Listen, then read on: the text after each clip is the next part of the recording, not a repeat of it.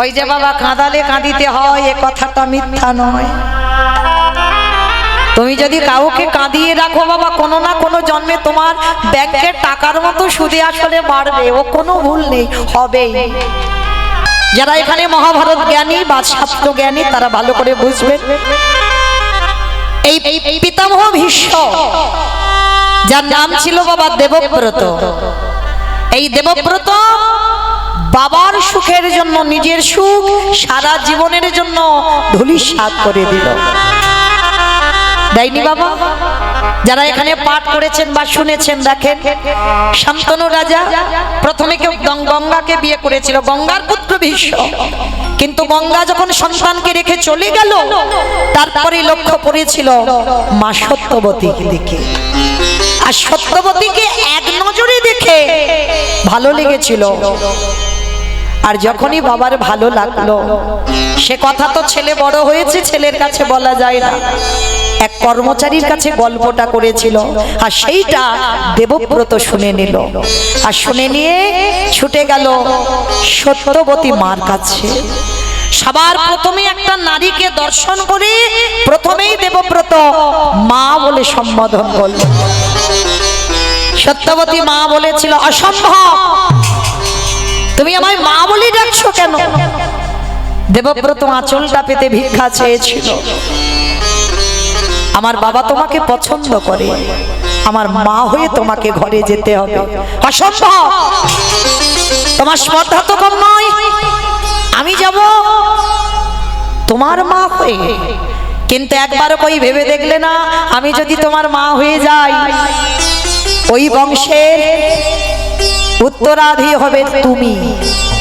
তুমি তো রাজ সিংহাসনে বসবে, পরবর্তীতে আমার সন্তান যারা হবে তাদের কি গতি হবে? দেবব্রত মায়ের চরণ ছুঁয়ে বাবাকে বিয়ে করার আগেই বলে দিল, মা কথা দিলাম, আমার বংশে যদি কেউ রাজা হয় সেটা আমার ভাইরা হবে, তোমার গর্ভে যারা আসবে তারাই হবে। বলে আমি তো বিশ্বাস করব না তোমার কোনো কথায়। তখনই পিতার চরণ ছুঁয়ে দেবব্রত প্রতিজ্ঞা করল, মা ঠিক আছে, আমার কথা বিশ্বাস হচ্ছে না, তুমি ভয় পাচ্ছ, আমার সংসারের পর যখন আমার পরিবর্তিতে যারা আসবে, আমার বংশের সন্তান, তারা হয়তো দাবি করবে যে আমার বাবা এই বংশের জ্যেষ্ঠ, তাহলে আমাদের অধিকার। যার জন্য বাবা আমি কথা দিলাম, আমি কোনোদিন সংসার করব না। চমকে উঠল শান্তনু রাজা, সম্ভব, তুই আমার জন্য সারা জীবনটা ধুলোয় মিশিয়ে দিবি? না বাবা, সন্তান হয়ে যদি বাবার মুখে হাসি ফোটাতে না পারলাম, সন্তান হয়ে যদি সন্তানের কর্তব্য পালন করতে না পারলাম, তাহলে তোমার মনুষ্য জন্মটা বৃথা। তুমি চিন্তা করো না বাবা, আমি সংসার করবো না তো কি হয়েছে, আমি কথা দিলাম আমি সবাইকে আমি কোলে পিঠে মানুষ করব। সেই দেবব্রত নিজে সংসারী হলো না, কিন্তু মা নাতি পুতি ছেলে পুলেদের কাঁধে করে নিয়ে কোলে করে নিয়ে মানুষ করেছে। এদিকে 100টা নাতি, ওরা আবার 5টা নাতি। কি মা জানো তো, দুর্যোধন ওরা 100টা ভাই, আর এরা পঞ্চ পাণ্ডব, এদেরকে কোলে পিঠে মানুষ করেছে আমার এই পিতামহ ভীষ্ম। তাহলে লক্ষ্য করে দেখেন বাবা, এত বড় ত্যাগ মহাভারতে কারোর পাবে না। আর যিনি এত বড় বৈষ্ণব হয়েও, এত বড় ত্যাগ করেও সারা জীবন সংসারে থেকে ব্রহ্মচর্য পালন করলো, সংসারে থেকে বৈরাগ্য পালন করলো, সংসারে থেকে সন্ন্যাস ধর্ম পালন করলো, কিন্তু সেই দেবব্রত কুরুক্ষেত্রের মাঠে 10 দিন যুদ্ধের পর অর্জুনের বাণে সরসজ্জায় পড়তে হলো। কেন? যে ভীষ্মের এত ত্যাগ, এত ধার্মিক, এত ধর্মের পথ অবলম্বন করেছে, তবু বাবা কিসের জন্য 58টা দিন তাকে সরসজ্জায় পড়তে হলো? এমনি এমনি নয়। শরের উপরে শয়ন করে পিতামহ ভীষ্ম কাঁদছে, কৃষ্ণকে ইঙ্গিত করে বলছে, কৃষ্ণ আমি সরসজ্জায় শুয়ে 100 জনমে চিন্তা করলাম, কারণ এরা তো বড় সাধক ছিল।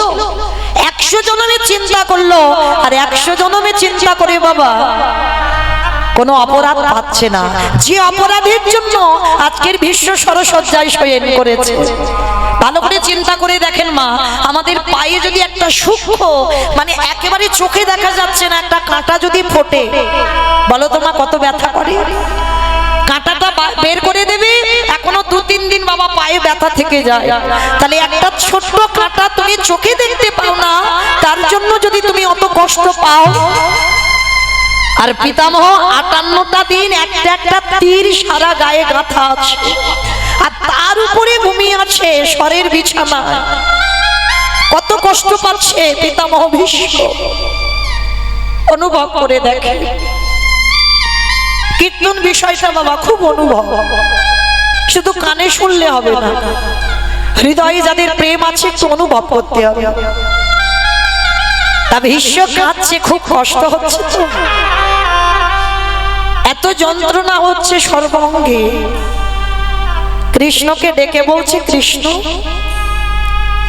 আচ্ছা আমি স্বরের উপরে শয়ন করে চিন্তা করলাম 100 জন্ম আমি কোনো অপরাধ করিনি। কৃষ্ণ বলতে পারিস কোন অপরাধে আজকের আমার এই অবস্থা? ভগবান আমার একটু মৃদু হেসে বলছে, ভীষ্মদেব 100 জন্মে যখন গেছো আর 2-1টা জন্ম একটু আগিয়ে দেখো। যখন একটু আগিয়েছে বাবা, দেখতে পেল এই পিতামহ ভীষ্ম এক রাজা হয়েছিল। 101 জন্ম আগে এক রাজা হয়ে, যেই না বাবা রাজাদের তো মৃগয়ার শিকার তখনকার দিনে, মৃগয়ায় গেছে। আর মৃগয়ায় গিয়ে যেতে যেতে বাবা দেখে না রাস্তায় একটা সর্প, আর সেই সর্পটাকে তুলে নিয়ে ওই পিতামহ ভীষ্ম 101 জন্ম আগে ওই সাপটাকে নিয়ে দূর করে রাস্তা থেকে ছুঁড়ে ফেলে দিল। আর যখনই ফেলে দিয়েছিল সর্পটা গিয়ে একটা ফণি মনসার গায়ে বিঁধে গেল। সর্ব অঙ্গে ওই সাপটার কাঁটা ফুটে আছে, আর হঠাৎ তো সাপটা মরতে পারছে না। দেখবেন বাবা কারণ মৃত্যুটা যদি সঙ্গে সঙ্গে হয়ে যায় অত কষ্ট পায় না। সাপটাকে কাঁটার উপরে ফেলে দিল, সর্বাঙ্গে কাঁটা গাঁথা, রক্ত ঝরে ঝরে পড়ছে। তখনই সাপটা কেঁদে বলেছিল, রাজন আমি কোনো অন্যায় করিনি, কোনো অপরাধ করিনি, আমি তোমাকে দংশনও করিনি। তবে বিনা অপরাধে তুমি যখন আমাকে নিয়ে এই রকম ফণি মনসার গায়ে ফেলে দিলে, আমি তোমাকে ছেড়ে দেব না। আমি তোমাকে অভিশাপ দিলাম, আমার অঙ্গেতে যেমন আজকের কাঁটা বিধে আছে, আমার অঙ্গ থেকে যেমন রক্ত ঝরছে, এই যে কত যন্ত্রণা, এই যে কত জ্বালা, আমি তোমাকে অভিশাপ দেব। এই জ্বালা তোমাকে একদিন পেতে হবে হবে হবে। চমকে উঠল ভীষ্ম। ভগবান হেসে উঠল, কি ব্যাপার চমকে উঠলে কেন? বুঝতে পেরেছে কৃষ্ণ কর্মফল তো ছাড়বে না। তুমি যত ভজনীয় হও, তুমি যত সাধনীয় হও, লক্ষ্য রাখতে হবে আমার কর্মের দিকে, আমি কি করছি, আমি ঠিক করছি না ভুল করছি। বিবেকটাকে প্রশ্ন করতে হবে।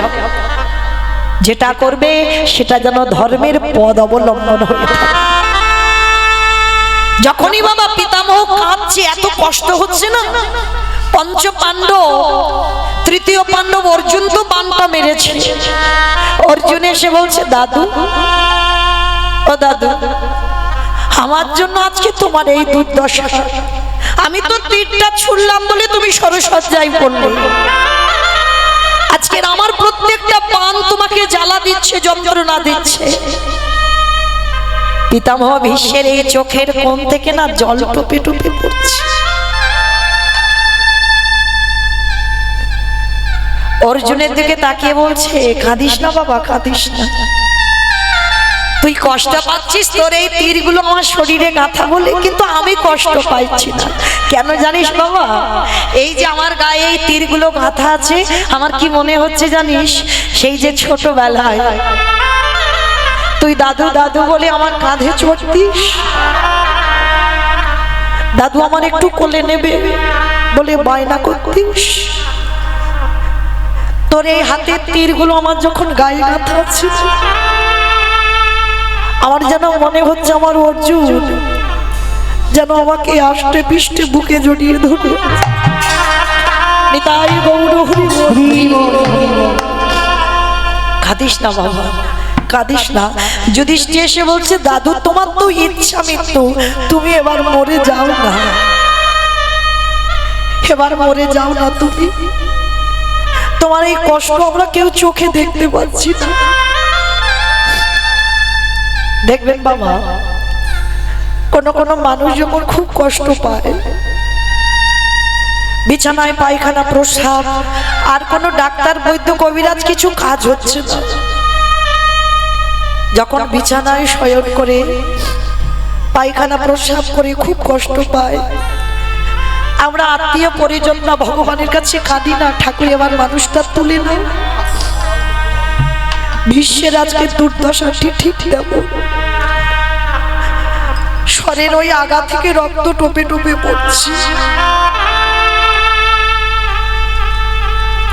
দাদা এবার তুমি মরে যাও, তোমার এই কষ্ট আমরা কেউ চোখে দেখতে পাই না, এবার মরে যাও। ভীষ্ম কাঁদছে আর বলছে যুধিষ্ঠির আমি যে মরবো, আমি মরেও তো শান্তি পাবো না। কেন মরে শান্তি পাবে না কেন? কারণ আমি তো দ্রৌপদীর কাছে অন্যায় করে ফেলেছি। দ্রৌপদীর কাছে অন্যায় করেছো? কি অন্যায় করেছো? মনে করে দেখো মা, সেই দিনের কথা যেদিন কুরুসভায় দ্রৌপদীকে খেলায় বাজি রেখেছিল। এটা কিন্তু জানতো না দ্রৌপদী যে তার স্বামীরা তাকে বাজি রেখেছিল। যখন যুধিষ্ঠির সবকিছু বাজি রেখে হেরে গেল বাবা, দ্রৌপদীকে বাজি রাখলো।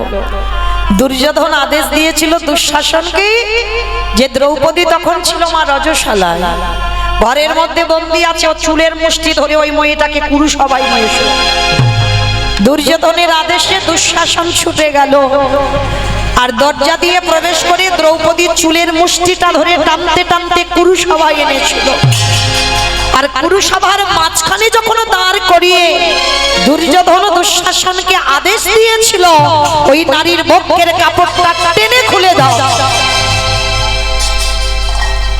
বাবা এখনো সমাজে মহাভারতই চলছে। প্রশ্ন করবেন, মহাভারতে যত যত চরিত্র আছে সমাজে সব মিলে পাবে, সব পাবে। যাদের জ্ঞানের চৈতন্য হয়েছে তারা ঠিক খুঁজে বের করবে। এই সমাজেই আছে যুধিষ্ঠির, এই সমাজে আছে ভীম, এই সমাজে দুর্যোধন, দুঃশাসন সব আছে। এই সমাজেই অন্ধ ধৃতরাষ্ট্র, এই সমাজে পাণ্ডু আছে। যদি বিবেকটাকে ঠিক প্রশ্ন করতে পারেন, সব কটাকে মহাভারতে সব চরিত্র আমাদের সংসারের জীবনে পেয়ে যাবে। এইবার তো আজকে লক্ষ্য করেন, যেই না কুরুসভায় আদেশ দিল দুঃশাসন দ্রৌপদীর বক্ষের কাপড় ধরে টানবে, সবার প্রথমে দ্রৌপদী পিতামহ ভীষ্মের কাছে করজোড় করে বলেছিল, দাদু দাদু তুমি তো কিছু বলো, কারণ একটা নারীকে যদি সবার মাঝখানে বিবেচনা করা হয় তাকে আর নারী বলবে না। তুমি কৃপা করে সবার সামনে, তুমি বয়োজ্যেষ্ঠ, তুমি যদি বলো ওরা শুনবে, তুমি কিছু বলো। পিতামহ ভীষ্ম মাথা নিচু করে বসে আছে। অস্ত্রগুরু দ্রোণাচার্যের কাছে গিয়ে বলছে, গুরুদেব আপনি তো কিছু বলেন। গুরুদেব মাথা নিচু করে আছে। যে মেয়েটার পাঁচটা বীরের মতো স্বামী, সেই পাঁচটা স্বামীর কাছে গিয়ে করজোড় করে বলছে, স্বামী তোমরা তো কিছু করো, আমার যদি বক্ষের কাপড়টা টেনে নেয়, আমাকে বিবেচনা করলে আমাকে সমাজে আর নারী বলবে না। এখানেই প্রমাণ দিল দ্রৌপদী। আমি প্রমাণ দিচ্ছি না, দ্রৌপদী দিল যে নারীর লজ্জা চলে যায় তাকে সমাজে নারী বলে না। কিন্তু লক্ষ্য করবেন এই সমাজে কোনো নারী এমন এমন পোশাক পরে যাদের দিকে আমরা নারী হয়ে তাকাতে লজ্জা বোধ হয়। তাহলে আমরা নারী হয়ে যদি লজ্জা বোধ হয় তাহলে পুরুষদের তাদের কি দোষ? দোষ নয়, দোষ কাদের? যে নারীরা ওই পোশাক পরে, দোষ হচ্ছে তার বাবা মা। অপরাধ নিও না মা, আমি বলছি না। দ্রৌপদী মহাভারতের শিক্ষা দিল, যে নারী নিজের লজ্জা নিজে ঢাকতে না পারে সে নারীকে সমাজ কোনোদিন নারী বলে গণ্য করে না। তাই দ্রৌপদী কাঁদছে, স্বামী তোমরা কিছু তো বলো। যে মেয়েটার 5-5টা স্বামী মাথা নিচু করে আছে, যাদের শরীরে বীরেদের মতো ক্ষমতা, সবার শেষে দ্রৌপদী মনে মনে ভাবলো, তার মানে এরা আমার সাহায্য করবে না। যে সাহায্য করবে মা তাকে ডাকতে বড্ড দেরি হয়ে যায়, তাই না? এটাও আমাদের সঙ্গে হয়, দেখবে প্রত্যেকে মানুষ মাত্রে জীবনে কষ্ট দুঃখ জ্বালা যন্ত্রণা থাকে, আর থাকলে কি করি? আত্মীয় পরিজন বন্ধু বান্ধব গ্রাম প্রতিবেশী সবার কাছে বলে বলে বেড়াচ্ছি, কিন্তু তোমার দুঃখের কি লাঘব হচ্ছে? হচ্ছে না, আরো বেড়ে যাবে। তোমার কষ্টের কথা তুমি যখন কাউকে বলবে তুমি হাসির পাত্র হবে, এইটা মনে রাখতে হবে। তোমাকে দেখে তারা হাসবে, তারা বলবেন ঠিক হয়েছে বেটা, কিন্তু যার কাছে বললে তোমার কাজ হবে তার কাছেই তো কেউ আমরা প্রথমে যাই না। দেখো দ্রৌপদী এটাই শিক্ষা দিল, সবশেষে বুঝতে পারলো তার সখা কৃষ্ণ ছাড়া আর কেউ সাহায্য করতে পারবে না। সবার সামনে দাঁড়িয়ে বলে উঠলেন, তোমরা খালি এটাই চাও যে আমাকে বিবাসনা করো, ঠিক আছে, আমিও দেখতে চাই কি করে আমার সঙ্গে এটা হতে পারে। এক হাত দিয়ে বক্ষের কাপড়টা ধরে এক হাত দিয়ে ডাক দিয়েছিল, হে ব্রজেন্দ্র নন্দন কৃষ্ণ দেখা দাও। আসছে না। হে দ্বারকাধিপতি কৃষ্ণ দেখা দাও। আসছে না। হে গোলকপতি কৃষ্ণ দেখা দাও। আসছে না। তিনবার ডাকা হয়ে গেল, আসছে না। দ্রৌপদী রেগে গিয়ে বলছে, তার মানে তুমিও দেখতে চাও আমি এই সভার মাঝখানে বিবাসনা হই? ঠিক আছে, তুমিও যখন এটাই চাইছো তাই হবে। তবে শুনে রেখো সখা, এ দেহটা সাধারণ মানুষের মতো জন্ম নয়, আমি অজনী সম্ভবা, আমার আগুন থেকে জন্ম। আর যেদিন থেকে আমার জন্ম আমার দেহ মন প্রাণ আমি তোমার চরণে নিবেদন করেছি, আর আজকে দেখি তুমি কি করে থাকতে পারো। এইবার বক্ষের কাপড়টা ছেড়ে দি, শুধু একবার ডাক দিল, হে প্রাণপতি দেখা দাও।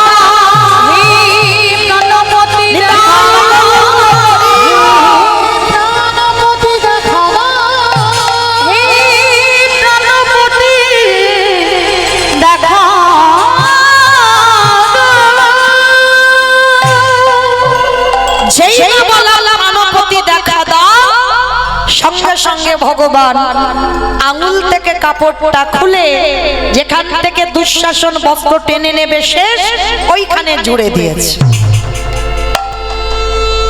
কি গো, ডাকার মতো তো ডাকতে হবে। দ্রৌপদী রেগে গেছে, কেন তুমি এত দেরি করলে? আমি এতক্ষণ ধরে তোমাকে ডাকছি। ভগবান হেসে উঠল, আমি দেরি করিনি সখী, তুমি আমার ডাকতে দেরি করেছো। আমি তো সবার দরজায় রেডি হয়ে দাঁড়িয়ে আছি, শুধু একবার ডাকার অপেক্ষা। আমাকে একবার যদি মন প্রাণ দিয়ে কেউ ডাকে, সবকিছু কামনা বাসনা শূন্য করে যদি ডাকে, আমি তৎক্ষণাৎ তার হৃদয় ঘরে প্রবেশ করি। তাহলে আমি 3 বার ডাকলাম, তুমি এত দেরি করলে কেন? ভগবান হাসছে আর বলছে, সখী দাঁড়াও দাঁড়াও দাঁড়াও, রেগে যেও না। তুমি প্রথমে কি বলেছো? বলে কেন বললাম দ্বারকাধিপতি কৃষ্ণ। বলে তোমার হস্তিনাপুর থেকে দ্বারকা 3 দিনের পথ, আসতে টাইম লাগবে না? তারপরে কি বলেছো? গোলকপতি কৃষ্ণ দেখা দাও। হস্তিনাপুর কোথায়, গোলক কোথায়, টাইম লাগবে না? তারপরে কি বলেছো? ব্রজেন্দ্র নন্দন কৃষ্ণ। কোথায় হস্তিনাপুর আর কোথায় বৃন্দাবন, আসতে টাইম লাগবে না? ও তা তিনবার নয় ভুল করেছি, তাহলে চারবারের ডাকে কেন এলে? সখী চারবারে কি বলেছে? বলে আমি বললাম প্রাণপতি দেখা দাও। এখনো বুঝতে পারছো না তোমার হস্তিনাপুর কোথায় আর তোমার প্রাণ কোথায়? কেউ যদি একবার প্রাণপতি দেখা দাও, সব থেকে ভজনের ঊর্ধ্বে তো বাবা মধুর রসের ভক্তরা। যদি ভগবানকে স্বামীর জায়গায় কেউ বসায়, চারটে ভাবে ভালোবাসা সোজা, শান্ত দাস্য সখ্য বাৎসল্য, এ চারটে সোজা। মধুর ভাবে প্রেম করে দেখো, স্বামীর জায়গায় তুমি ভগবানকে বসাও। স্বামীকে যে প্রেম যে ভালোবাসা দিয়েছো সেটা ভগবানকে দাও। দ্রৌপদী, কেউ যদি একবার আমায় প্রাণপতি দেখা দাও বলে, পৃথিবীর আমি যে প্রান্তে থাকি না কেন, আমি তৎক্ষণাৎ তোমার কাছে এসে দাঁড়িয়ে গেছি। বেশ, এইবার দ্রৌপদী তো দাদুকে ক্ষমা করে দিল। আর যখন ক্ষমা করে দিল, ভীষ্ম বলছে দেখো এবার তো আমি মরবো, কিন্তু এখন তো দক্ষিণায়ন চলছে, আর দক্ষিণায়ন চলাকালীন ভীষ্ম মরবে না, উত্তরায়ণ করবে তবে মরবে। কেন? এই উত্তরায়ণ চলাকালীন যদি ভীষ্ম দেহ ত্যাগ করে, তাহলে আর মনুষ্য জীবনে নয়, দেবলোকে যেতে হবে। ওই জন্য দক্ষিণায়ন চলছিল, এবার উত্তরায়ণ পড়েছে। আর আমার কৃষ্ণ তো সব জানে, এবার ভীষ্ম দেহ ত্যাগ করবে। এইবারে দরজার ধারে দাঁড়িয়ে আছে, কারণ ভগবান বুঝতে পেরেছে ভীষ্ম এবার চলে যাবে। এইবারে যখন দরজার ধারে বিশ্বকে দেখবে বলে দাঁড়িয়ে আছে কৃষ্ণ, বিশ্বকে দেখে বলে কৃষ্ণ তুমি তো কথা দিয়েছো আমার মৃত্যুর সময় তুমি পাশে দাঁড়াবে। ভগবান সরসজ্জার পাশে এসেছে, এসে বলছে ভীষ্ম বলো তুমি চলে যাবে, যাবার আগে তুমি কোন রূপে আমায় দেখতে চাও? বলো কোন রূপ? বলছে শোনো, আমি বৃন্দাবনের কৃষ্ণ রূপ যদি দেখতে চাও আমি দেখাবো, যদি মথুরার কৃষ্ণ রূপে দেখতে চাও দেখাবো, দ্বারকার কৃষ্ণ রূপে দেখতে চাও দেখাবো। বলো কোন রূপে দেখবে? ওহে কৃষ্ণ দয়াময়, আমি বৃন্দাবনের কৃষ্ণ রূপে দেখতে চাই না, আমি মথুরার কৃষ্ণ রূপে দেখতে চাই না, আমি দ্বারকার কৃষ্ণ রূপে দেখতে চাই না। ও মা, সবাই তোমার বৃন্দাবনের রূপটা দেখে, কি মা আমরা যে ভজন করি ওটা বৃন্দাবনের রূপ। তো গোপবেশরে বেণুগোপ নবকৈশোরে নটমা নরলীলা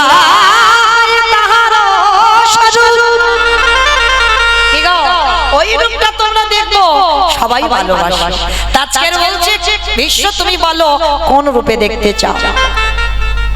ভীষ্ম করজোরে কেঁদে বললেন কৃষ্ণ দয়াময়, আমি বৃন্দাবন নয়, মথুরা নয়, দ্বারকা নয়, ও কোন রূপ আমার চাই না। তাহলে কোন রূপ দেখতে চাও? কৃষ্ণ কহে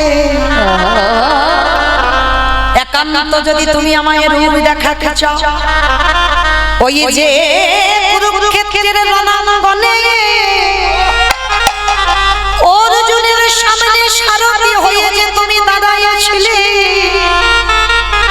অর্জুনকে পিছনে সিংহাসনে বসিয়ে রেখে তুমি ঘোড়ার লাগাম ধরে যখন দাঁড়াইয়াছিলে, দেখে মনে হতো ওই অর্জুন বসেছে উপরে, আরে তুমি ভগবান হয়ে তুমি যেন ভক্তির নিচে বসে আছো। আমার বিবেকে কি মনে হলো জানো? সত্য ত্রেতা দাপর প্রতিটা যুগে যুগে আমি দেখলাম ভক্ত ভগবানের চরণে বসে, আরে কুরুক্ষেত্রের রণাঙ্গনে আমি দেখলাম আমার ভগবান ধরে ওই ভক্তির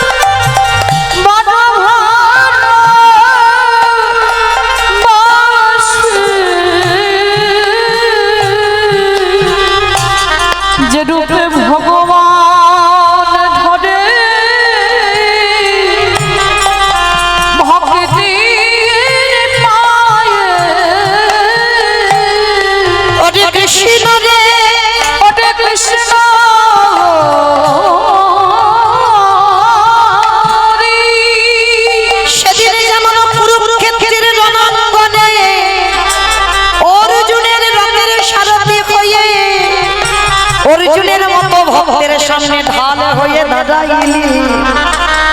আগত কলি যুগে যদি অর্জুনের মতো একজন ভক্ত জন্ম নেয়, কৃষ্ণ রে তুই অমনি করে দাদাইলি।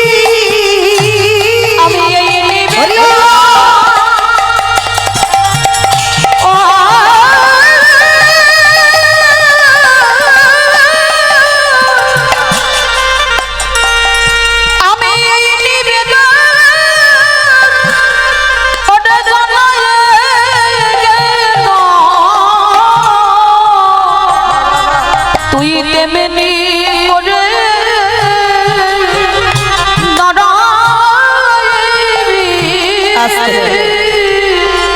সেদিন আমার ভগবান দ্রৌপদীকে বুঝিয়ে দিল, দ্রৌপদী ওই দ্রৌপদীর বস্ত্রহরণ কালে ভীষ্ম কিছু প্রতিবাদ করেনি, কেন জানো? সেদিন তো দুর্যোধনের অন্নে প্রতিপালিত হয়েছে। মায়েরা লীলাটা একটু শুনে দেখবেন। কোন দেবী নয়, কোন দেবী নয়, সাধারণ মর্তধামের এক নারী। আর একটা সাধারণ নারী হয়ে কি করে সে স্বামী সেবা করে, স্বামী ভজনা করে সে জগৎ স্বামীকে পেয়ে গেল। আগে আমাদের লীলায় যাওয়ার আগে একটা জিনিস জানতে হবে, সতী তাদের বলবো যাদের দুই পতি আছে। আমার কাদের দুটো স্বামী আছে একবার হাত তোলো তো দেখি। হাসছো কেন? জানাজানি হয়ে যাবে ওই জন্য? সবার আছে, বেশ বেশ। কিন্তু বাবা সবাই তো আর বোঝে না, কথাটা বললে বেশিরভাগ জায়গা সবাই হই হই করে হেসে ওঠে। হ্যাঁ, জগতে মহাজনেরা বলছেন এটা আমার কথা নয়। সেই যে বাবা রাসলীলায় যখন ব্রজঙ্গনাগণ স্বামী পুত্র সংসার সব ফেলে ছুটলো, ভগবান রাসমঞ্চে মুরলী বাদন করলো। আর রাত্রিবেলা বেটা সবার কেশ ধরে ডেকে নে, আর রাত্রিবেলা বলছে তোমাদের লজ্জা করে না? নিজ পতি ছেড়ে কেন এসেছো? তোমরা জানো নিজ পতি ছেড়ে যে পরপতি ভজন করে তাকে রৌরব নরকে যেতে হয়। সখীগণ তখনই হেসে বলেছিল, বাবা বাবা বাবা, হ্যাঁ গো, এত ভালো ভালো ধর্মের বুলি শিখলে কি করে? ছেলে তো চোর, ছিলে তো ব্রজের চোর, মন চুরি করো, কাপড় চুরি করো, ক্ষীর চুরি করো, ননি চুরি করো, মাখন চুরি করো, আর এত বড় বড় বুলি শেখো কোথা থেকে? রাত্রিবেলা আমাদের স্বামীর কোলের কাছ থেকে টেনে নিয়ে চলে এসেছো, আর এখন বলছো আমরা অসতী হয়ে গেলাম। শোনো, কিচ্ছু জানো না। সতী তারাই জগতে যাদের দুই পতি হয়। এটা মৌমিতা বলছে না, বৃন্দাবনের ব্রজগোপীগণ বলেছিল গোবিন্দকে। গোবিন্দ জানতো না, বলে ও মা, যার দুই পতি হয় সে সতী, আর যার এক পতি সে অসতী। বলে হ্যাঁ, যার এক পতি সে অসতী, আর যার দুই পতি সেই হচ্ছে সতী। তাহলে দুই পতিটা কেমন?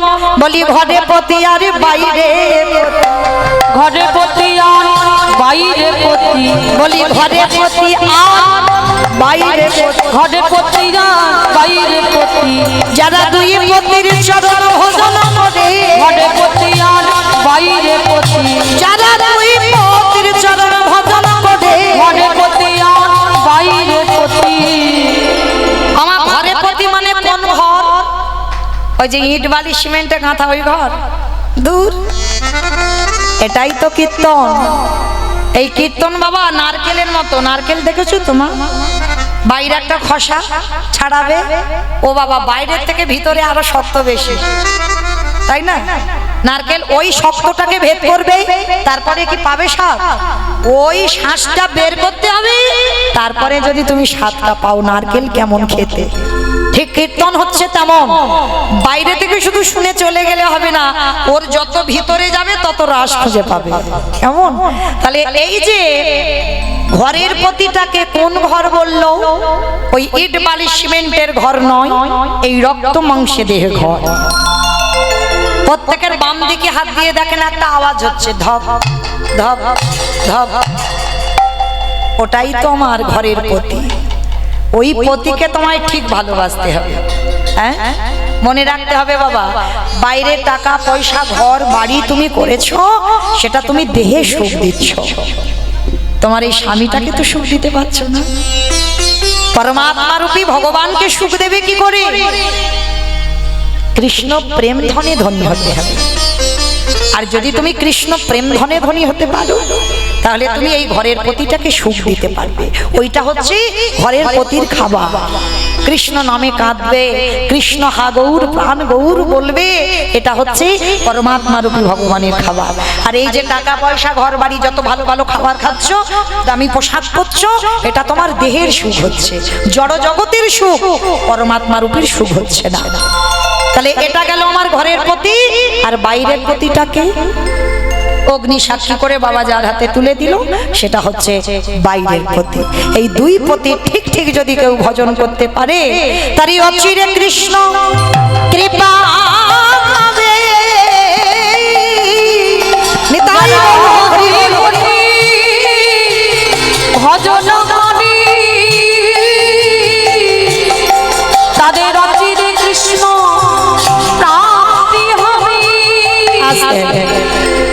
তাহলে চলো আজকে আমরা শুনবো মর্তের মাটিতে মহাসতী অনুসুবাদ চরিত্র। বৈকুণ্ঠপতি নারায়ণ মায়েরা, বিশেষ করে আপনাদের, যদিও আমার দাদা ভাইরা বাবারা যদি নাও শোনে খুব মন দিয়ে, অসুবিধা নয়, কিন্তু তোমাদের শুনতে হবে, কারণ সংসার সুখের হয় পুরুষের গুণে।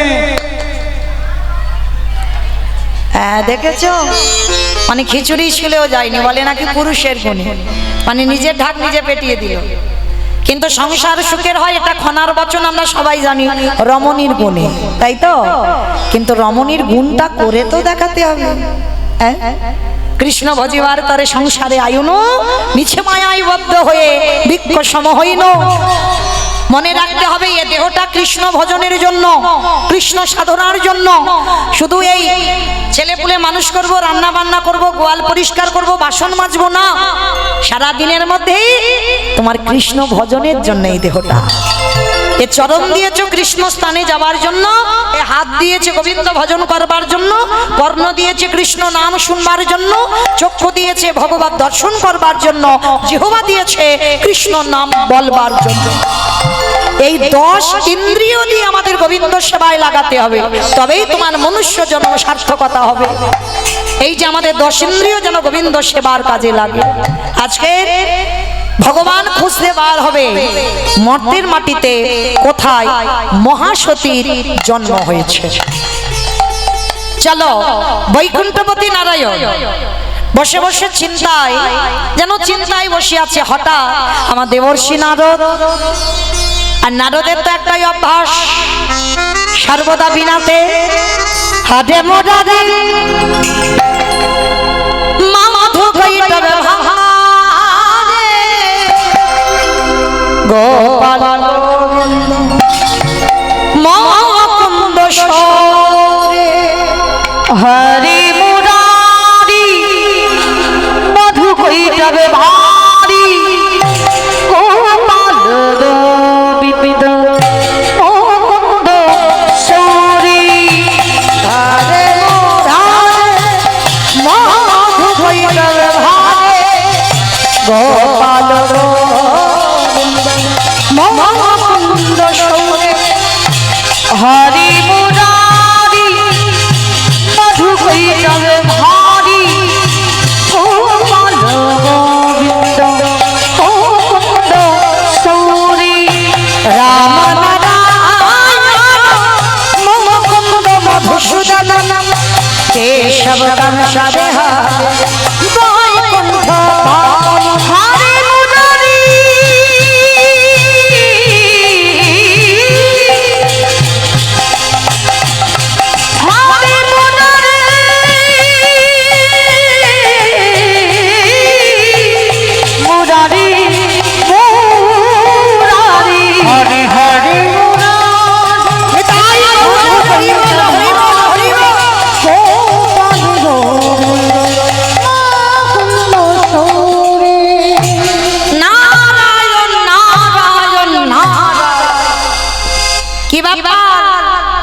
নারদ হঠাৎ আমার বৈকুণ্ঠে তুমি ছুটে এসেছো।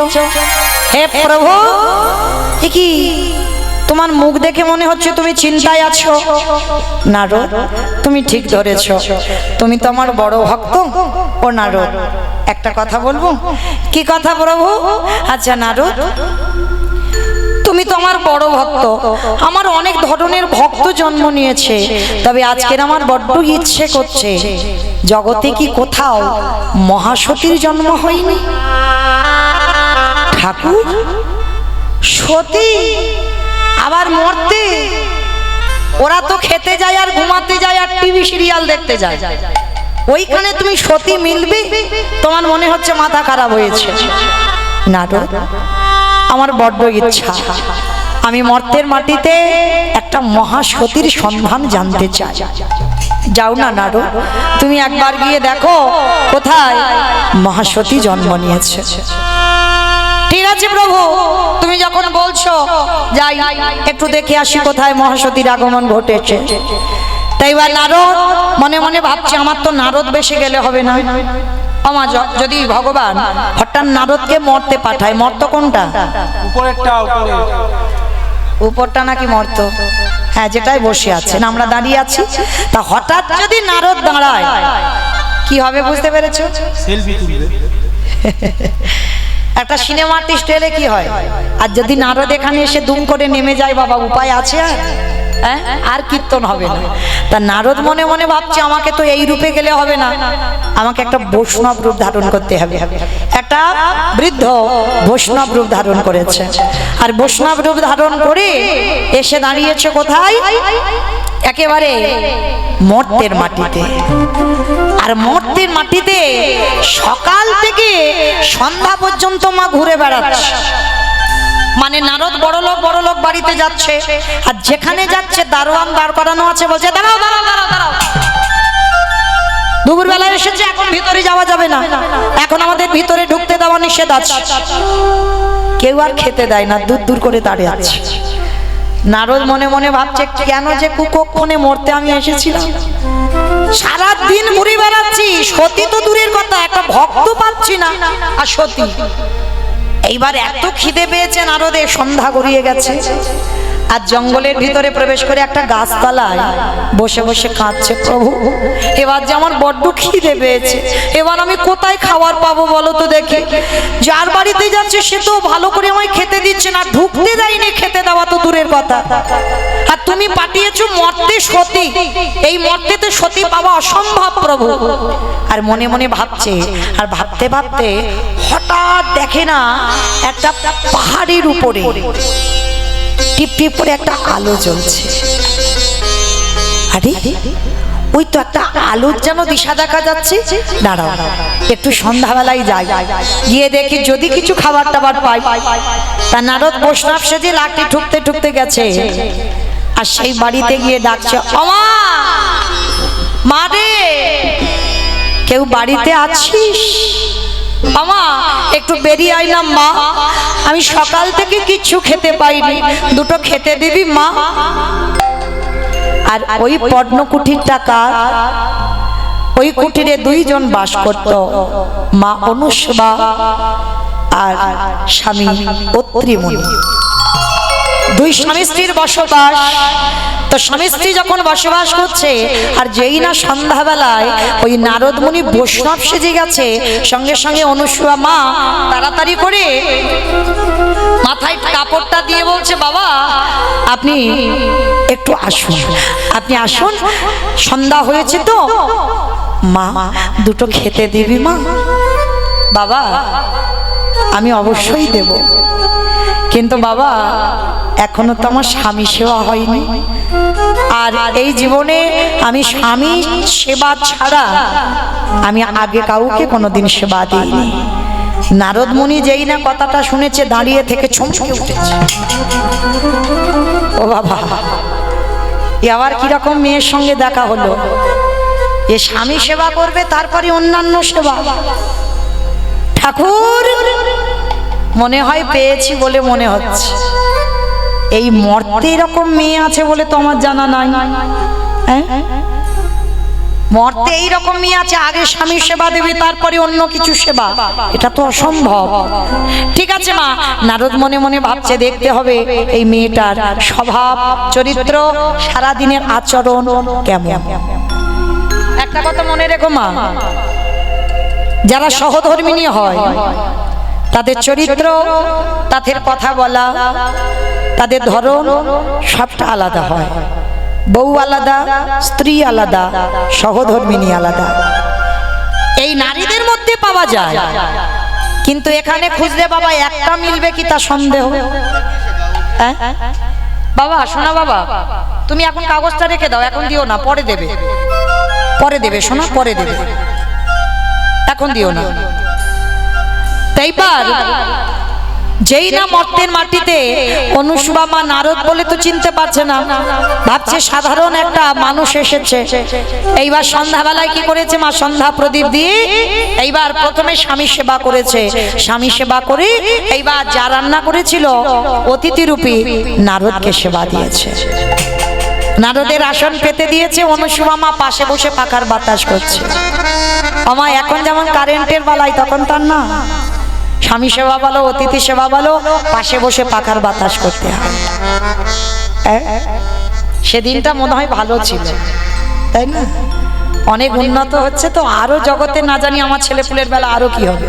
হরি বল। তো আজকে পাখার বাতাস করছে আর অতিথি সেবা দিচ্ছে, আর অনুসুয়া জিজ্ঞাসা করছে, বাবা তোমার কেউ নেই? এত বয়স হয়েছে, ও বাবা তুমি ভিক্ষায় বেরিয়েছো কেন, তোমার কেউ নেই? বলে বাবা, নারদমণি মনে মনে ভাবছে আমার পরিচয় দিলে তো হবে না, তাহলে তো বুঝতে পারবো না যে সারাদিনের চরিত্রটা কেমন, তাহলে আমাকে একটু ছলনা করতে হবে। অনুসুয়া মাকে বলছে, মা শোন, আমার সব ছিল, কিন্তু এখন আমারে আপন বলিতে কেহ নাই জগতে, আমার মা মা গো।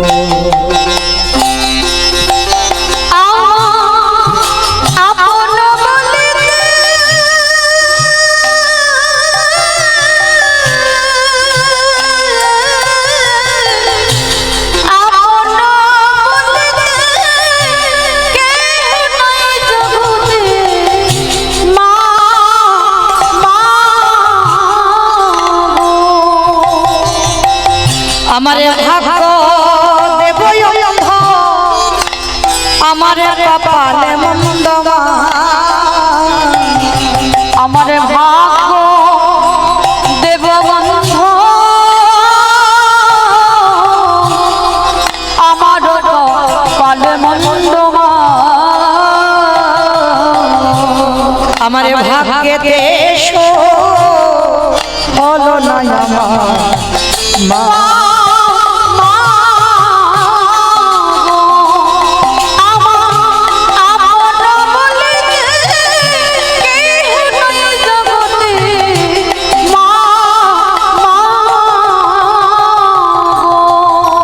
আমি পথে পথে ঘুরি ভিক্ষা যে করি মা, আমি পথে পথে ঘুরি ভিক্ষা যে করি মা, ওই আমার ভাগ্যেতে হলো না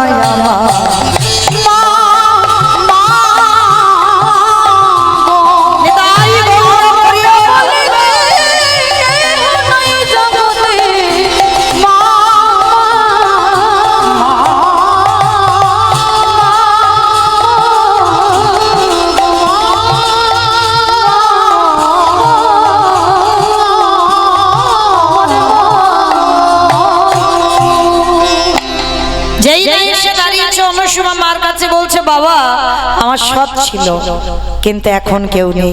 অনুসুয়া মার হৃদয়টা দুলে উঠলো। বাবা তোমার যতদিন ইচ্ছা, তোমার যখন কেউ নেই তুমি আমার বাড়িতে থাকো। নারদ মনে মনে চিন্তা করছে, ও মেয়ে আমি তো সব সময় থাকবো বলে আসিনি, আজকে রাতটা আমি থাকবো। আর রাতটা থাকলেই আমি বুঝতে পেরে যাব তোর চলাফেরা, তোর চরিত্র কেমন। এইবার নারদ মুনি ছদ্মবেশে আছে বাড়িতে, সারা রাত স্বামী সেবা করে ঘুমিয়ে পড়েছে। ঠিক ব্রহ্ম মুহূর্ত, সূর্য উদয়ে 1 ঘন্টা 36 মিনিট আগে ব্রহ্ম মুহূর্তে আমাইরা নারীদের সর্বাগ্যে প্রথম কাজ ঘুম চোখটা খুলে স্নান করা। কিন্তু আমরা কেউ করি না, সবার আগে স্নানটা করি। যা কিছু কর্ম হবে স্নানের পর, আগে নয়। কেন? মহাজনেরা বলছেন তুমি যে ঘুমিয়েছিলে না, তুমি তো মরে গেছিলে, তোমার শরীর অসুচি। বলো মা, তুমি যে ঘুমিয়েছিলে তুমি কিছু জানতে? কখন যে হাওয়াটা বেরিয়ে যেত কিচ্ছু বুঝতে পারতে না। তাহলে ঘুমানো মানে অসহজ হয়ে গেল, শরীর অসুস্থ। সেটাকে রন্ধনশালে বিশেষ করে যারা যাবেন, স্নান না করে কোনো দিনই যাবে না, কোনো দিন। তো আজকের অনুসূয়া মা সমাজকে শিক্ষা দিচ্ছে, নারী জাতিদের, আপনাদের আমাদের। ভোরবেলা মানে প্রতিদিন সূর্য উদয়ের 1 ঘন্টা 36 মিনিট আগে ওঠে। দেখবেন মা, আগেকার দিনের মায়েরা, এখন যেমন আমাদের এই তো কনকনে শীতের বেলা, তখনকার দিনে গায়ে জামা টামা ছিল না, শুধু শাড়ি ব্যবহার হতো না মা? সেই বিদ্যাসাগরের আমলের বেলা তখন শুধু শাড়ি ব্যবহার হতো, কোনো এত দামি দামি এত ভ্যারাইটিসের ব্লাউজও ছিল না। ছিল কি? ছিল না। তারা কি করত?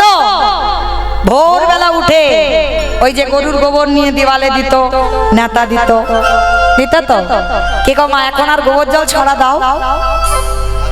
ধুর, পাথর সেটিং ঘর হয়েছে, আর গোবর জল কোথায় দেবে, তাই না? কিন্তু না, অবশ্যই দিতে হবে, কারণ গোবরে মা লক্ষ্মী বাস করছে। যদি ঘরে লক্ষ্মী ফেরাতে চাও, প্রতিদিন যত পাথর সেটিং করা ঘর বানাও না কেন, তোমাকে দরজায় একটু অন্তত ওই গোবর জলগুলো একটু ছড়া দিও। ভোরের বেলা আমার ঠাকুমাদের দেখতাম ছড়া ঝাঁট ফেলতো, তাই না? ছড়া ঝাঁট বলে তো, ছড়া ঝাঁট ফেলতো। এখন আর দেবে না মা, সব মডার্ন তো, সিরিয়ালের মতো হচ্ছে, গোবরে হাত দেয় না। বেশ, কিন্তু মা একটা কথা বলে যাই, গোবরে হাত দাও না কেন? কারণ এটাই তো মা লক্ষ্মী। হ্যাঁ, দুর্গন্ধ বলে না, অপরাধ নিও না মা, কারণ ওইখানে লক্ষ্মী বসবাস করছে, গরুর ওই গোময়তে। তা আজকে যেই না অনুসূয়া মা ভোরবেলা উঠেছে, আর নারদ তো সারা রাত ঘুমায়নি, শুধু দেখছে দেখবো অনুসূয়া কি কি কাজ করে। আর ভোরবেলা উঠে স্বামীর পাশে থেকে চলে গেছে কোথায়? প্রভাতে উঠিয়া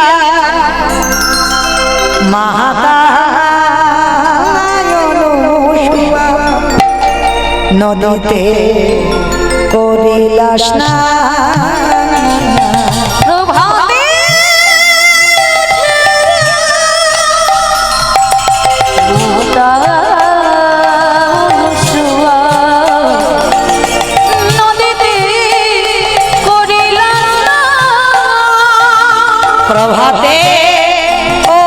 উঠিয়া মাতা নদীতে করিলা স্নান। প্রভাতে উঠিয়া মাতা অনুসূয়া নদীতে করিলা স্নান। ভোরবেলা একেবারে গঙ্গা স্নান, গঙ্গা স্নান করে আঁচলে করে জল এনেছে। প্রতিনিত্য কর্ম এটা অনুসূয়া। বাড়িতে সকাল হয়ে গেল আসতে, এখন আমরা ঘরে ঘরে স্নান, তখনকার দিনে মা গঙ্গার ঘাটে, পুকুর ঘাটে স্নান দেখতে, সেই পুকুরের জল খাওয়া হতো। স্নানের পুকুর আলাদা ছিল, স্নানের ঘাট। স্নান করে অনুসূয়া মা আঁচলে ভিজিয়ে জল আনতো, কোনো পাত্রে নয়, আঁচলে ভিজিয়ে জল এনে বাড়ি আসতো। এসে দেখে না স্বামী ততক্ষণে ঘুম ভেঙে গেছে। সবার আগে বিছানা থেকে চরণ দুটো নামিয়ে অনুসূয়া মা ওই আঁচলের জলটা ভালো করে নিগড়ে স্বামীর চরণে দিচ্ছে। স্বামীর চরণে দিয়ে সেই চরণ ধৌত করা জল প্রথম সকাল বেলা অনুসূয়া মা পান করছে। আড়াল থেকে নারদ মুনি দেখা মাত্র চমকে উঠে, ও মা এরকম নারী আবার মরতে, হ্যাঁ? এ তো আমার কল্পনার বাইরে হয়ে গেল। প্রভু, এটা কি করে সম্ভব যে মর্তধামের এক নারী সকালবেলা স্নান করে আগে পতি সেবা? প্রভু, আর আমার কোথাও যেতে হবে না, পেয়ে গেছে। সতী যদি থাকতে হয়, শুধু আমার বিচার নয়, এটা সবার বিচারে হবে। অনুসূয়াই হবে মহা সতী। এইবার স্বামীর চরণ ধৌত করছে। অত্রিমণি বলছে, হ্যাঁ গো অনুসূয়া, প্রতিনিয়ত তোমার এগুলো কর্ম থাকে, বেশ আশীর্বাদ দিলাম, তুমি আমার কাছে কিছু চাও। অনুসূয়া করজোর করে বলছে, স্বামী চাবার তো আমার একটাই, যতদিন আমার দেহে প্রাণ থাকবে আমি যেন তোমার চরণ সেবা করতে পারি। আরে বাবা, ওটা তো পারবে, ওটা তো আছে, আর কিছু চাও? বলছে না, আর আমার কিছু চাওয়ারই নেই, তো চাইবো কি? তা অত্রিমণি বলছে, শোনো, তুমি চাইছো না তো, তোমার এই ভক্তির জোরে একদিন না একদিন ব্রহ্মা বিষ্ণু মহেশ্বরকে তুমি তোমার পুত্র রূপে কোলে পাবে। একেবারে সকালবেলা আশীর্বাদ দিয়ে দিল। অনুসূয়া মা চরণ ধৌত করা জল পান করে প্রণাম করেছে। আমাইরা একটা কথা সত্যি করে বলবে, হরিবাসরে কিন্তু মিথ্যা বলতে নেই। সকালবেলা করে উঠে স্বামীর পায়ে প্রণাম করো তো? কে কাকে করে এখন ঠিক আছে? দাদা ভাই আগে থেকে হাত নাড়া দিচ্ছে, কেউ করে হরি বল। বাবা, কারণ এ জগতে আমরা তো সে সতী নারী নয়, আমরা সতীর উপরে চলি, আমরা সতীর উপরে। তো যাই হোক, আবার অনেক অনেক মায়েরা বলে, ওই তো পয়লা বৈশাখে একদিন করে নিয়েছিলাম, ওতেই কাজ হয়ে গেছে সারা বছর। তোমা যারা সতী নারী হয় তাদের প্রতিদিন প্রতিনিয়ত তাদের কর্তব্য স্বামীর প্রণাম করা। আর একটা কথা বলি বাবা, শুধু আমার মায়েদের হয়ে বলতে হবে একটু, তাই না? শুধু আমাদেরকে নিচু করা হচ্ছে। আচ্ছা, আমরা নয় প্রণাম করি না, কিন্তু আমি একটা কথা বলে যাই, ডাক্তার বৈদ্য কবিরাজ সবকিছু করছো, তোমার শরীরের ব্যাধি ভালো হচ্ছে না, একটু 1 মাস স্বামীর চরণ ধৌত করা জল পান করে দেখো। 1 বোতল করে খেতে হবে, 1 বোতল করে। তবে খাবে তো বটে, কিন্তু বা স্বামী যদি মদমাতাল হয় কাজ হবে? এইটা তো দেখতে হবে বাবা। শুধু আমাদের বলবো এটা তো হবে না, আমিও একটা নারী।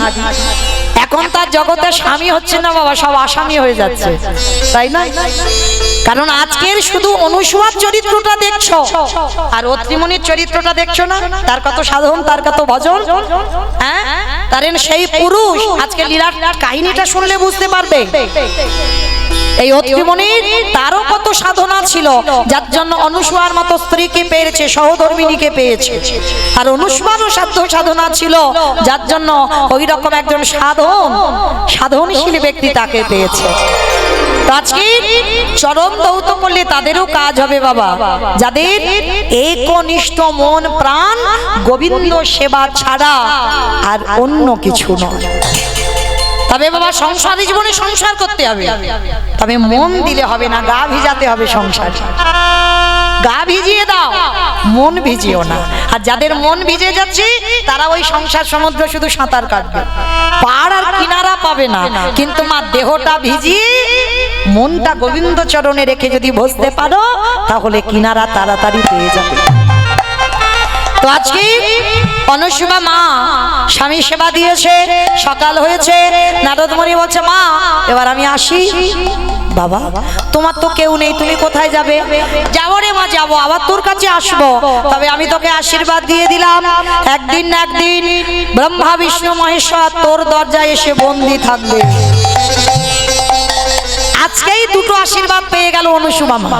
স্বামী দিল, ওদের 3 জনকে পুত্র রূপে পাবি, আর নারদ মুনি যার কথা হয় নারদ, সেই তো নারদ, সেই আশীর্বাদ দিল 3 দেবকে তুই তোর ঘরের দরজায় বন্দী করে রাখ। নারদ আশীর্বাদ দিয়ে দিল। আশীর্বাদটা দিয়ে নারদ মুনি মনে মনে ভাবছে, এখন আমি প্রভুর কাছে যাব না, আমার একটু কাজ আছে। কি কাজ? আমার নারদের বাহনটা কি গো? ময়ূর।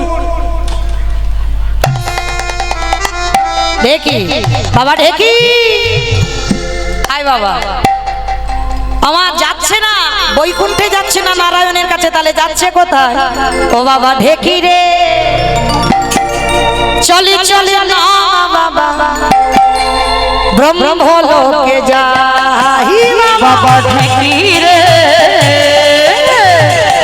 চল না রে ব্রহ্মলোকে যাই ও বাবা ঢেকি রে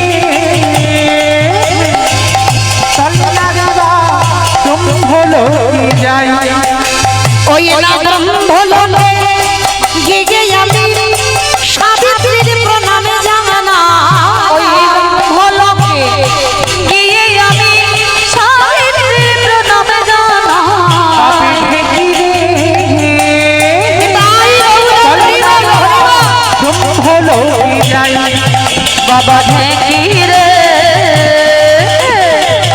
চলে না রে ব্রহ্মলোকে যাই আস্তে এইবার একটা কি করেছে বাবা ঢেকিটাকে বাবা বস বস ব্রহ্মলোকে গেছে মা সাবিত্রী মা সাবিত্রীর কাছে কি হচ্ছে আমা মা গো বড্ড খিদে পেয়েছে তাড়াতাড়ি খেতে দাও আমার পেটের ভিতর যেন কি যেন জ্বলছে খুব খিদে পেয়েছে তাড়াতাড়ি খেতে দাও তাড়াতাড়ি খেতে দাও আরে বাবা দাঁড়া দাঁড়া আমি রান্না করে রেখেছি দেবো তো একটু সময় দে তাড়াতাড়ি দাও এইবার মা সাবিত্রী অনেক রকমের রান্না করেছে অন্ন ব্যঞ্জনের থালা সাজিয়ে নারদকে দিয়েছে বেটা নারদ সেবা করেছে আর সেবা করার পরে মা সাবিত্রী বলছে বাবা কিরকম রান্না করলাম কিরম স্বাদ পেলে রান্নাগুলো বলে মা হয়েছে কিন্তু সেই মর্তধামের অনুসুয়া মার মতো হয়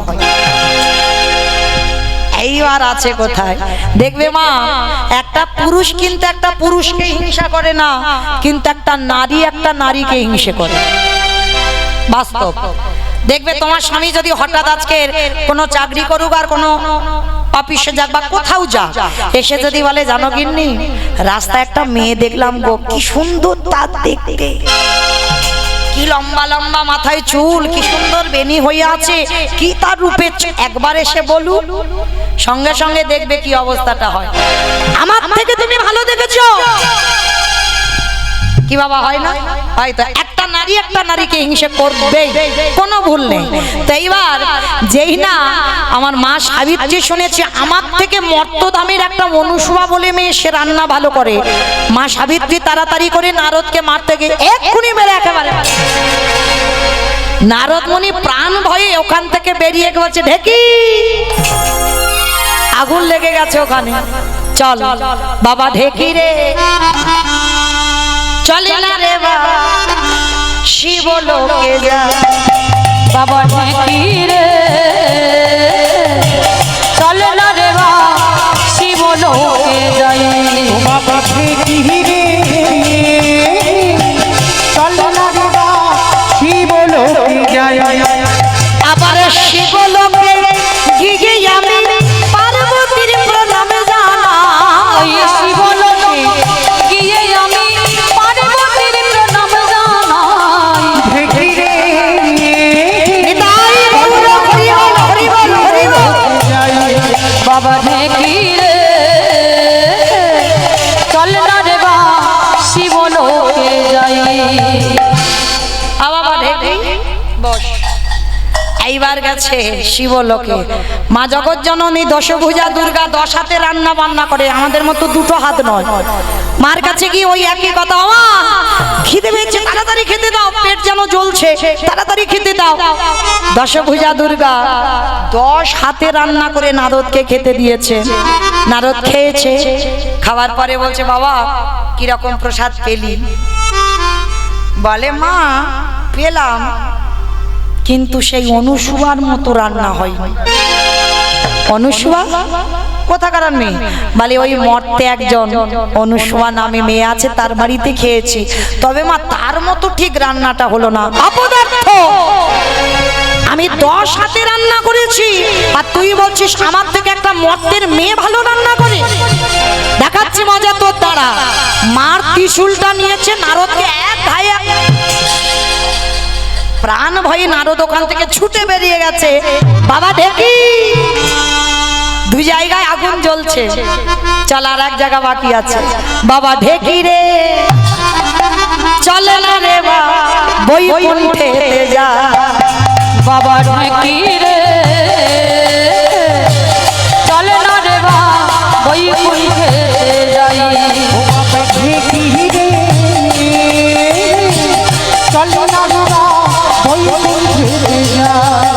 আবারে বৈকুণ্ঠেতে গিয়ে আমি লক্ষ্মীর প্রণাম জানাই। ওই বৈকুণ্ঠেতে গিয়ে আমি লক্ষ্মীর প্রণাম জানাই। নিতাই গৌর বাবা ঢেকি রে চলে না রে বা বৈকুণ্ঠে যাই। বাবা বস। মার কাছে গিয়ে ওই একই কথা, আমা তাড়াতাড়ি খেতে দাও, তাড়াতাড়ি খেতে দাও, খিদে পেয়েছে। মা লক্ষ্মী অন্ন ব্যঞ্জন ভালো করে গুছিয়ে এইবার নারদকে খেতে দিয়েছে। আর খাওয়া হয়ে গেল বাবা। এইবার মা জিজ্ঞাসা করছে, বাবা রান্না টান্না একটু ভালো স্বাদ হয়েছিল তো?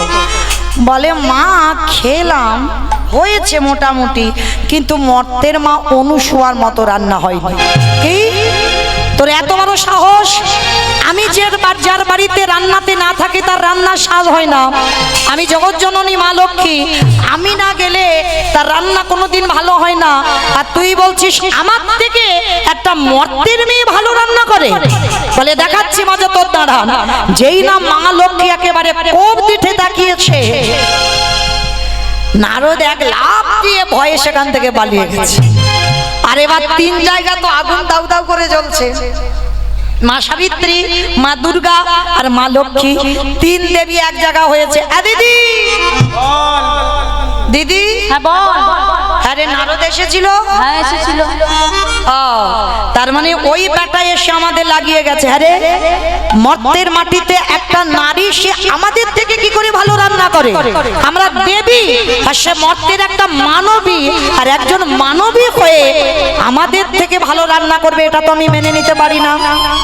জগৎজননী মহামায়া দুর্গা মনে মনে করছে, তাহলে কেমন সতী, কেমন রান্না করে আমাকে তো একবার দেখতে হবে। মহামায়া কি করেছে? মা তার মায়ার দ্বারা একটা ব্রাহ্মণ বেশ ধারণ করেছে। তার মায়ার অভাব নাই। এইবার ব্রাহ্মণ রূপ ধরে অনুষ্বার ঘরে গিয়ে বলছে, ভিক্ষাং দেহি। অনুষ্বা ছুটে বেরিয়ে এসেছে। কে বাবা আপনি? খেতে দিবি মা? কদিন ভোর ভালো করে খাওয়া হয়নি, তোর বাড়িতে এসেছি, দুটো খেতে দে।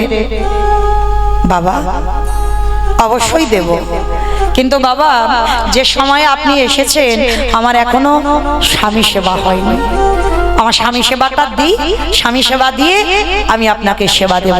অসম্ভব, আগে অতিথি সেবা, তারপরে তোমার স্বামী সেবা। আমি জানি বাবা, আগে অতিথি সেবা তারপরে অন্য কিছু, কিন্তু আমার বেলায় নয়। আমার সংকল্প আগে আমার পতি সেবা হবে, তারপরে আমি যেই আসুক না কেন তাকে সেবা দেব। এমনকি আমার পতি সেবা করে তারপরে ভগবান সেবা দিই, তাই আমি পারবো না। তাতে আপনি যদি অভিশাপ দেন আমি মাথা পেতে নেব, কিন্তু আমি আমার সংকল্প থেকে নড়বো না। আজকে আমার স্বামী সেবা দেব, তারপরে আমি আপনাকে সেবা দেব। মহামায়া মনে মনে চিন্তা করলো, এত বড় শ্রদ্ধা, কারণ ও জানে না আমি কে এসেছি। বেশ, আমি অপেক্ষা করব, আমি দেখব ও পতি সেবা করে কি আমার সেবাই দিতে পারে, দেখতে চাই। স্বামী সেবা করলো। পত্রীমণি বলছে, অনুসুবা একটা দিন তুমি একটা কাজ করো না, কে হয়তো কোনো দেবদেবী বা কোনো ছদ্মবেশে তো আসতে পারে, তুমি একটা দিন আমার সেবা একটু পরে হবে, তুমি অতিথি সেবা দাও না। স্বামী তুমি ভুলে যাচ্ছ, এটা আমার সংকল্প, আমি তোমার চরণ সেবা করে তারপরই জগতে অন্য কিছু কাজ।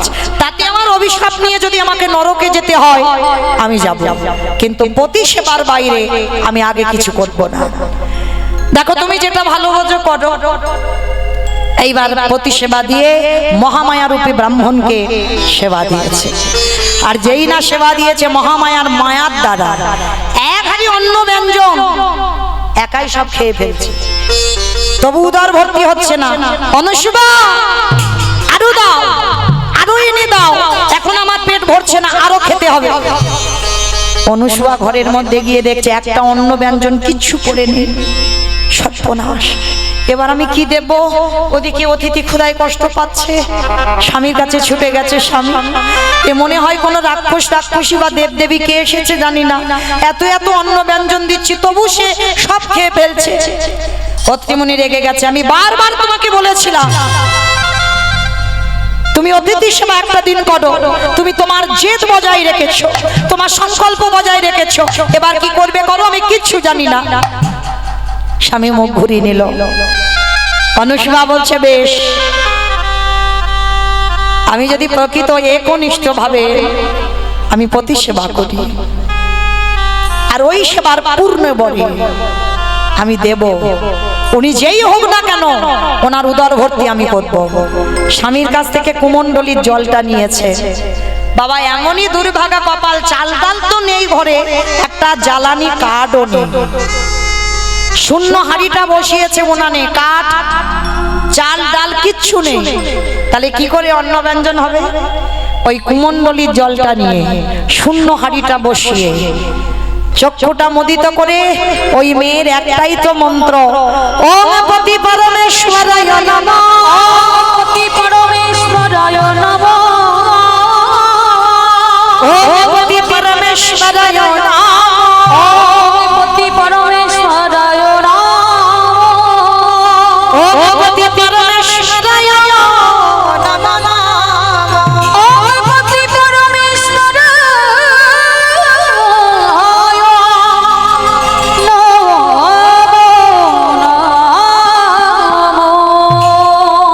যেই না কুমণ্ডলীর জল শূন্য হাঁড়িতে ছিটিয়ে দিল, অন্ন ব্যঞ্জন ভরপুর হয়ে গেল। ওই একটাই মন্ত্র জানা ছিল অনুসুবার, ওম পতি পরমেশ্বরায় নমঃ, আর বলতেই অন্ন ব্যঞ্জন পরিপূর্ণ হয়ে গেল। এমন ভগবানের কৃপা। তাড়াতাড়ি করে মহামায়ার কাছে গিয়ে যত খেতে চাচ্ছে মহামায়াকে তত দিচ্ছে, আর খেতে খেতে মহামায়া নিজেই ক্লান্ত হয়ে পড়েছে। আর ক্লান্ত হয়ে আর যখন খেতে পারছে না, এবার আসন থেকে মহামায়া অন্তর্ধান হয়ে গেল। অনুসুয়া চমকে উঠেছে, এ কি? আমি ঠিক বুঝতে পেরেছি কোনো রাক্ষসী বা দেবদেবী হবে, আমাকে তো ধরা দিল না, চলে গেল। মহামায়া সেখানে গিয়ে লক্ষ্মী সাবিত্রীকে ডেকে বলছে, দিদি দিদি তাড়াতাড়ি আয়। ও যেমন তেমন মেয়ে নয়, ওই এতটা স্বামী ভক্তি, এতটা স্বামী সাধনা করে। আমি এত এত খাবার খেতে চেয়েছি, যত চেয়েছি ও তত দিয়েছে। কি করে পারলো? যে মেয়ের কোনো মন্ত্র জ্ঞান নেই, কোনো শাস্ত্র জ্ঞান নেই, কোনো তত্ত্ব জ্ঞান নেই, শুধু স্বামী সেবা করে, তার এত ক্ষমতা আসে কোথা থেকে?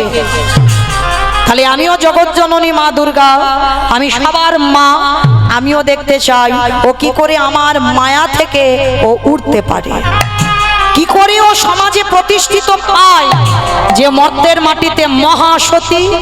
আমিও দেখব। এইবার আবার দ্বিতীয়বারে পরীক্ষা শুরু করলো মহামায়া। অত্রিমণি অনুসুবা দুজনের সংসার। অনুসুবা বলছে, স্বামী রান্না করব, একটু কাঠ নেই, তুমি একটু যাও জঙ্গল থেকে দুটো শুকনো কাঠ এনে দাও। ঠিক আছে অনুসুবা, ততক্ষণে তুমি অন্য কর্ম করো, আমি এনে দিচ্ছি। অনুসুবার কথা মতো অত্রিমণি গেল জঙ্গলে কাঠ কুড়াতে। আর এদিকে মহামায়া ছদ্মবেশে এক সাধু রূপ ধরে ওই জঙ্গলের যে রাস্তা দিয়ে যাবে, রাস্তার পাশে বসে আছে ধ্যানাস্ত। ধ্যানাযোগে যখনই বসে আছে, অনুসুবা জানে না, অত্রিমণি জানে না, মহামায়া সাধু বেশ ধরে বসলো। আর অত্রিমণি কাঠের বোঝাটা বেঁধে সবে না মাথায়তে তুলেছে, মহামায়ার মায়ার দ্বারা বাবা শরীর হয়ে গেল একেবারে ক্ষীণ। হঠাৎ শরীরে বল ক্ষমতা আর পাচ্ছে না। একই আমার চরণ দুটো আর চলছে না, আমার শরীরে আর কোনো ক্ষমতা, আমার শরীরে কোনো আর বল শক্তি পাচ্ছি না। কেন এটা কি করে হচ্ছে? অনুসুবা আমার তো কোনোদিন এমনও হয় না, সবটাই মহামায়ার মায়ার দ্বারা হচ্ছে। আর ওই কাঠের বোঝাটা নিয়ে আস্তে আস্তে টলমল করতে করতে আসছে, আর আস্তে আস্তে ওই মাথা থেকে কাঠের বোঝাটা একেবারে সাধুর অঙ্গে পড়ে গেল। আর যেই সাধুর অঙ্গে পড়ে গেল, ধ্যানস্থ অবস্থায় সাধু অভিশাপ দিল, অপদার্থ, তোর এত বড় স্পর্ধা, তোর এত বড় সাহস, তুই আমার তপস্যা ভঙ্গ করে দিলি।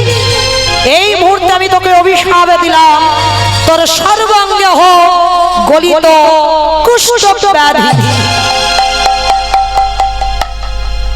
চরণে আছাড় খেয়ে পড়ল। বিশ্বাস করে বাবা ঠাকুর, আমি অন্যায় করিনি, আমি অপরাধ করিনি, আমি ভালো মানুষ ছিলাম। হঠাৎ না জানি আমার কি হলো, শরীরটা ক্ষীণ হয়ে গেল, বল শক্তি চলে গেল, আর কে যেন আমার মাথা থেকে কাঠের বোঝাটা ফেলে দিল। বিশ্বাস করো আমি কোনো অন্যায় করিনি। পা ছেড়ে দে, পা ছেড়ে দে, পা ছেড়ে দে। অভিশাপ দিলাম।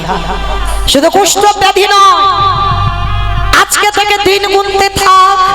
1 মাস পর সূর্য উদয়ের সঙ্গে সঙ্গে তোর যখনই আকাশে সূর্য উঠে যাবে, 1 মাস পর তোর মৃত্যু হবে হবে হবে।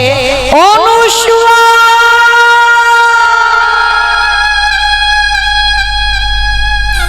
সঙ্গে সঙ্গে সর্ব অঙ্গে বাবা ভরে গেল কুষ্ঠ ব্যাধি। সঙ্গে সঙ্গে সর্বাঙ্গে বড় বড় ফসরা, পুঁজ রক্ত ঝরে ঝরে পড়ছে। কাঠের বোঝাটা ফেলে দিয়ে কোন রকমে প্রাণটা নিয়ে ওই জঙ্গল থেকে হাঁটতে হাঁটতে যাচ্ছে। অনুসূয়া, অনুসূয়া, অনুসূয়া।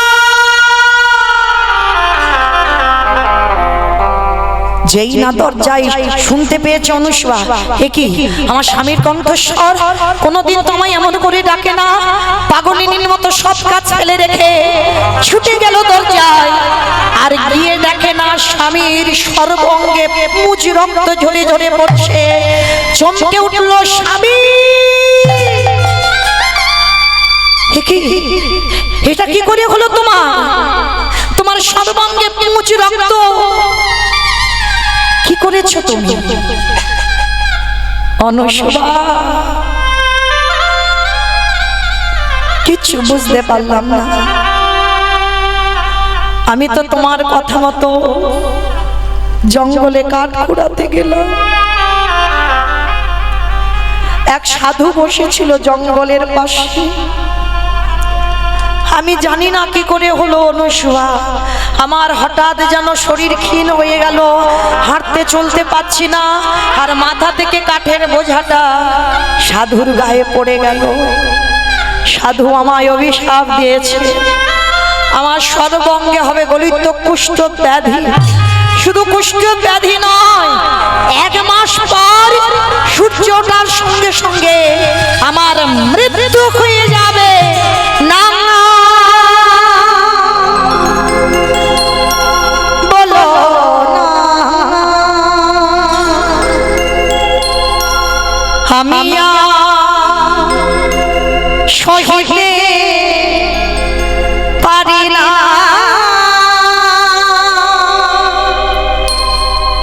আমি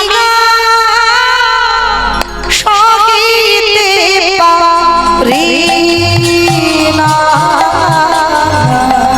না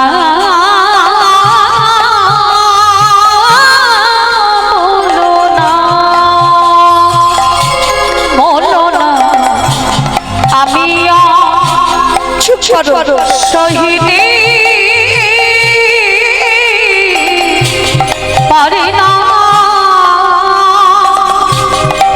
আমি আর সহিতে পারি না, পারি না, না বলো না।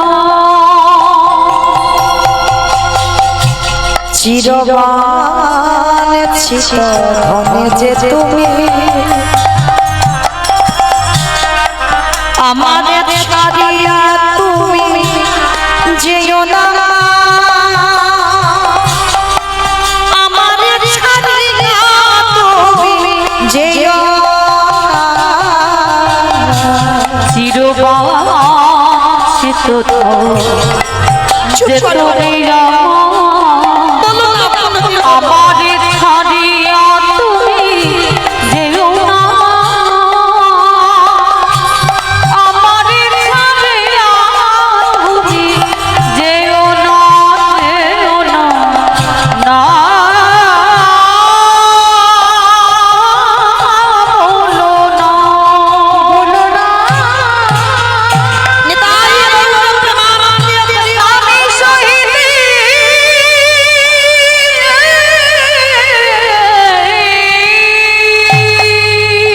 চুপ করো,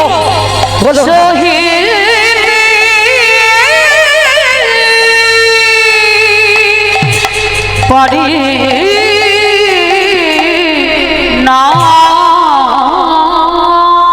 অনুষ্কা এটাই হবে, এটাই আমার কপালে লেখা, এটাই আমার অদৃষ্টে লেখা। 1 মাস পরে আমার মৃত্যু হয়ে যাবে। অনুসুয়া একটা কাজ করো, চলে যাও, তুমি বাপের বাড়ি চলে যাও, কারণ সেই তো আমার 1 মাস পরে মরে যেতে হবে। আর এই রোগটা বড় ছোঁয়াছে রোগ,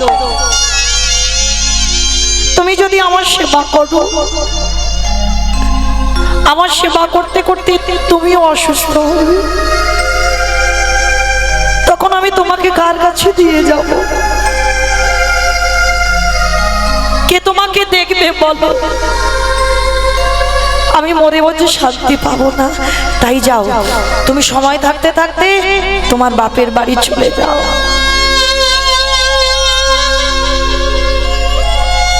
স্বামীর চরণ দুটো ধরে বলছে, স্বামী,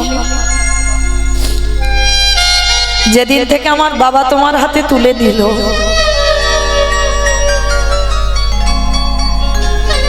অগ্নি সাক্ষী করে আমি তোমার চরণে সমর্পিত হলাম। সুখের সময় যখন তোমার কাছে ছিলাম, যে কটা দিন দুঃখ থাকবে সে কটা দিনও তোমার কাছে নয় কাটালাম।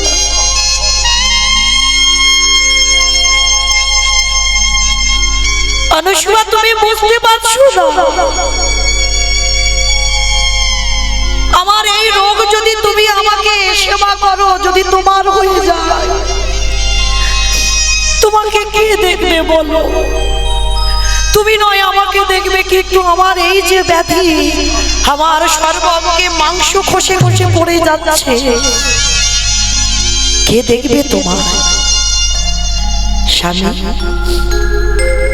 আমি ছোটবেলায় আমার বাবার কাছ থেকে শুনেছিলাম, কোনো মানুষ যদি পাপ করে বা অপরাধ করে, সর্বতীর্থে যদি তাকে স্নান করানো হয়, সে নাকি সুস্থ হয়ে যায়। অনুষ্কা, তুমি যে আমাকে সর্বতীর্থে দিয়ে যাবে,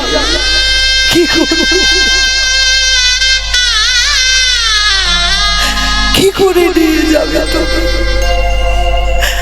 আমার যে দাঁড়াবার শক্তি নেই, আমি যে না পারি বসতে, না পারি দাঁড়াতে, আমার শরীরের মাংসগুলো খসে পড়ে যাচ্ছে, তুমি নিয়ে যাবে কি করে? দেখো না, দেখো না আমি কি করে নিয়ে যাই। কেমন সতী সাধ্যী স্ত্রী দেখো,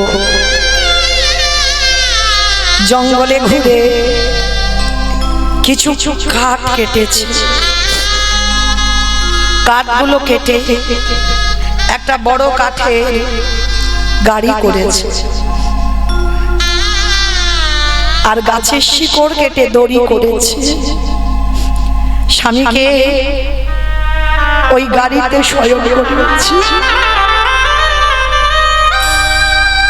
আছে মা, এখনো জগতে অনেক নারী এমন লড়াই করে স্বামীকে বাঁচাবার জন্য অনেকে করে।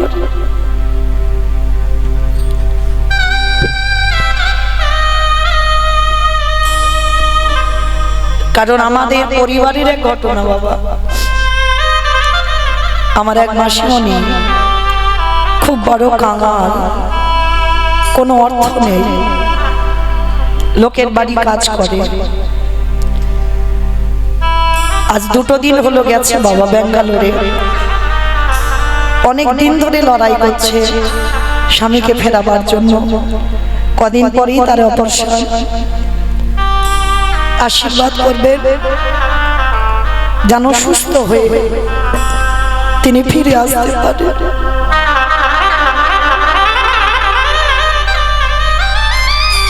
এই বাংলার মাটিতে অনেক অনেক মেয়েরা আছে স্বামীর প্রাণ ফেরাবার জন্য অনেক লড়াই করে, অনেক লোকের দাঁড়িয়ে দাঁড়িয়ে ভিক্ষা করে স্বামীর চিকিৎসা করে। অনুসু বাবা স্বামীর জন্য সর্বতীর্থে যাত্রা করবে।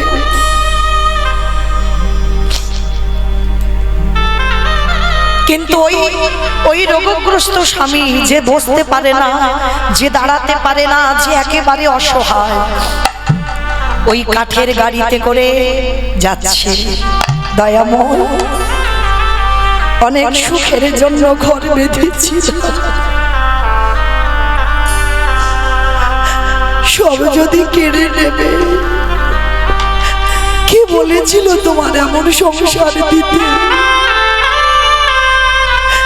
আমি কি বলেছিল তোমার কাছে? সুখের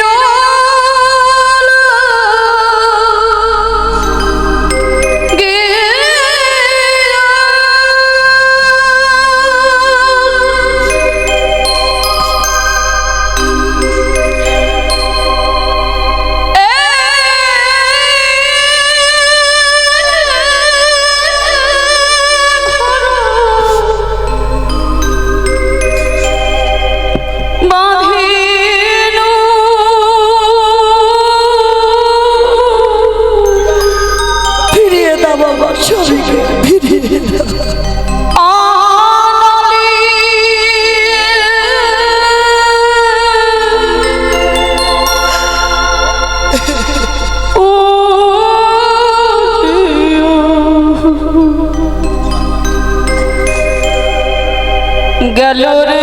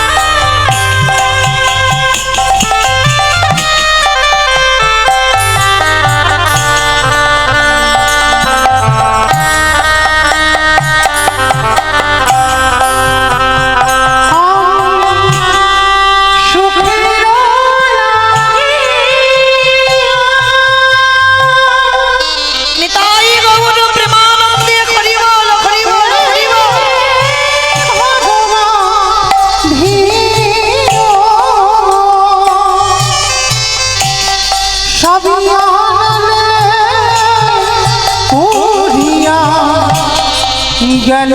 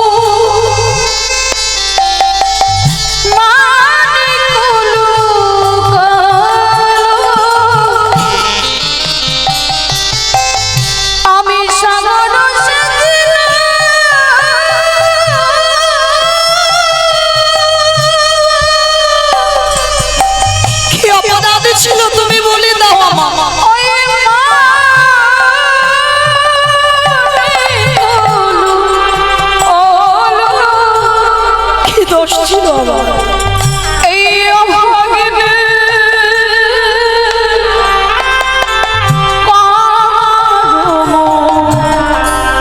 দোষ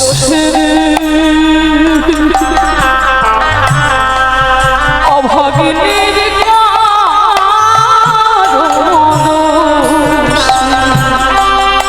আমি সুখের নিতাই গৌর পরিবার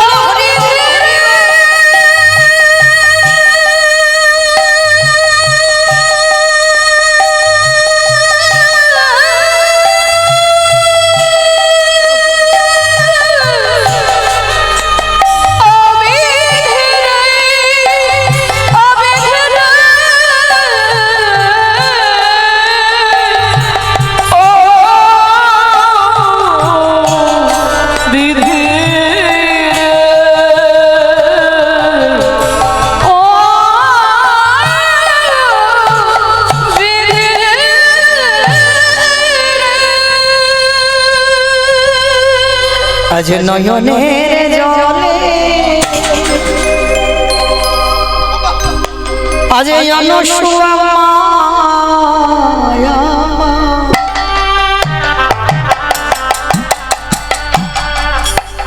ওই কাঠির গাড়িতে কোটি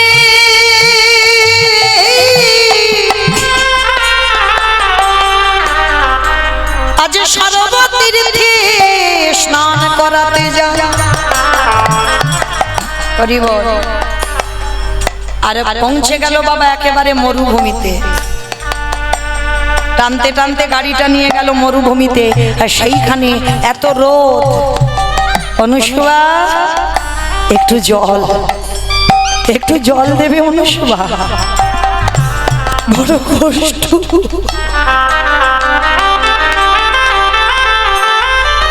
একটু জল। স্বামী, এই মরুভূমিতে জল আমি কোথায় পাবো?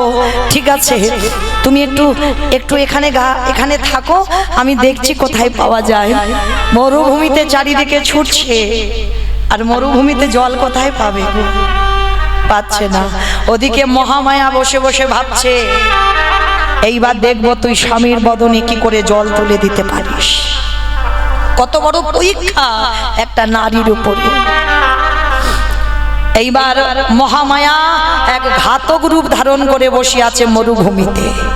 আর সেইখানে গিয়ে আমার অনুসুয়া মা জিজ্ঞাসা করছে, বাবা ঠাকুর আপনি বলতে পারবেন আমি কোথায় গেলে একটু জল পাবো? ওইখানে আমার স্বামী বসে আছে, বড় বড় পিপাসায় কণ্ঠ শুকিয়ে যাচ্ছে, আমার স্বামী বড় অসুস্থ। এই মেয়ে, মরুভূমিতে তুই জল কোথায় পাবি?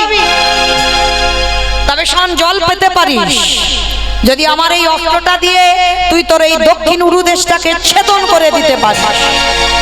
তোর ডান চরণটাকে যদি কেটে ফেলে দিতে পারিস, তাহলে এক্ষুনি তুই এই জায়গা থেকে জল পাবি। অনুসুয়া মা মনে মনে ভাবলেন, স্বামী এ দেহটা তোমার, আমার নয়, তোমার সেবার লাগে। তাহলে তোমার সেবার লাগি দেখো, আজকে তোমার অনুভূতি বিনা তোমার পিপাসার জলের জন্য আমার ছেদন করতে হবে। তুমি আমায় ক্ষমা করে দাও, কারণ আমি যদি আমার এই উরুদেশটা ছেদন না করি, আমি পিপাসার জল পাবো না। ঘাতকের কাছ থেকে তুলে নিয়েছে। মহামায়া অবাক হয়ে যাচ্ছে, যেটা কি করে সম্ভব, যেটা আমরা হলে পারতাম না। আর একজন সাধারণ মর্তের নারী স্বামীর মুখে জল দেবে বলে নিজের একটা চরণ ছেদন করে দেবে। ঘাতকের কাছ থেকে অস্ত্রটা নিয়েছে অনুসুয়া মা। বেশ বাবা ঠাকুর, আমি কথা দিলাম, আমার এই অঙ্গ ছেদন করে দিলে আমি জল পাবো। পাবি মা, ছেদন করে দেখা। ওং পতি পরমেশ্বরায় নমঃ, ওং পতি পরমেশ্বরায় নমঃ, ওং পতি পরমেশ্বরায় নমঃ বলে ওই দক্ষিণ উরুদেশটাকে ছেদন করে দিল। আর যখনই ছেদন করে দিল, তখনই দেখে না বাবা ওই মরুভূমিতে জল থই থই করছে। চমকে উঠলো অনুসুয়া মা। এটা কার এমন মায়া? স্বামী সেবার জন্য একটা উরুদেশ কেটে দিল। জল নিয়ে যাবে কি করে, পাত্র তো নেই, নিজের আঁচলটা জলে ভিজিয়েছে আর যাচ্ছে ওই বালির উপরে মা বুকে হেঁটে, ওই বুকে হেঁটে যাচ্ছে, বালি তেতে গেছে গরমে, বড় কষ্ট। যখনই ওই বুকে হেঁটে যাচ্ছে, অত্রিমুনির পিছনে গিয়ে স্বামী যাতে দেখতে না পায়, ওই আঁচলটা নিগড়ে স্বামীর বদনে জলটাকে, আহা বড় তৃপ্তি পেলাম অনুষ্বা, বড় তৃপ্তি পেলাম। কিন্তু তুমি পিছনে কেন, সামনে এসো। যেই না এসে সামনে একটা পায়ে দাঁড়িয়েছে, ছমছে উঠল অত্রিমণি। হে কি অনুষ্বা, এত রক্ত, তোমার আর একটা চরণ কই? অপরাধ নিও না, আমি জানি অপরাধ করেছি, আমি ভুল করেছি, আমি তোমার অনুমতি নিইনি, কিন্তু তোমার অনুমতি নিতে গেলে যদি দেরি হয়ে যেত, ওই জন্য তোমার আদেশ বিনা তোমার পিপাসার জলের জন্য আমার এই উরুদেশটাকে আমি ছেদন করেছি। অনুসুবা, আমার জন্য তোমার এখনো এত প্রেম, এত ভালোবাসা। আমি যদি একদিন ভগবানকে ডাকি, আমি অসুস্থ হতে পারি। আমি এই মুহূর্তে তোমাকে আশীর্বাদ দিলাম, তোমার যেমন চরণ ছিল আবার তেমন হয়ে যা, হয়ে যা, হয়ে যা। তখনকার সাধু মুনি ঋষিদের একটা বাক্য অনেক মূল্য। তো একটা কথাই আবার যেমন চরণ ছিল তেমন দুটো চরণ হয়ে গেল। দেখতে দেখতে 1 মাস হতে আর 3 দিন বাকি আছে। একটা গাছের তলায় স্বামী অসুস্থের মাথাটা কোলে করে নিয়ে বসেছে।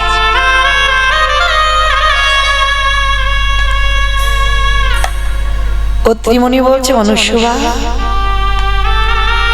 এবার চলে যাও, এবার তুমি তোমার বাপের বাড়ি চলে যাও, কারণ আর তো মাত্র 3 দিন বাকি আছে। হিসাব করে আর 3 দিন পরে আমার সূর্য ওঠার সঙ্গে সঙ্গে আমার মৃত্যু হবে।